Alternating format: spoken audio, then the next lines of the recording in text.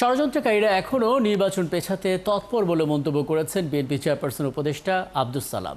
শনিবার দুপুরে রাজশাহী মহানগর বিএনপি দ্বিবার্ষিক সম্মেলন উপলক্ষে আয়োজিত সংবাদ সম্মেলনে কথা বলেন তিনি বলেন, যারা চায় না একটি গণতান্ত্রিক সংসদ গঠিত হোক, একটি গণতান্ত্রিক সরকার গঠিত হোক, তারাই মূলত নির্বাচন পেছানোর চেষ্টা চালিয়ে যাচ্ছে। বিএনপি গণতন্ত্রে বিশ্বাস করে বলেও বারবার নির্বাচনের কথা বলছে বলে মন্তব্য করেন তিনি।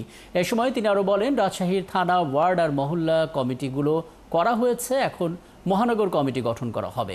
আগামীকাল মহানগরীর কেন্দ্রীয় ঈদগাহ সংলগ্ন সড়কে দীর্ঘ 9 বছর পর রাজশাহী মহানগর বিএনপির দ্বিবার্ষিক কাউন্সিল হবে, যেখানে প্রধান অতিথি হিসেবে ভার্চুয়ালি বক্তব্য রাখবেন দলের ভারপ্রাপ্ত চেয়ারম্যান তারেক রহমান।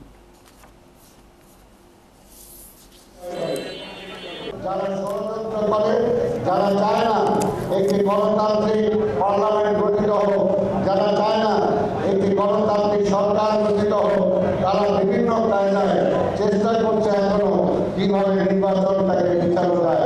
কিন্তু আমরা বিএনপি, আমরা যেহেতু গণতন্ত্রে বিশ্বাস করি, আমরা চাই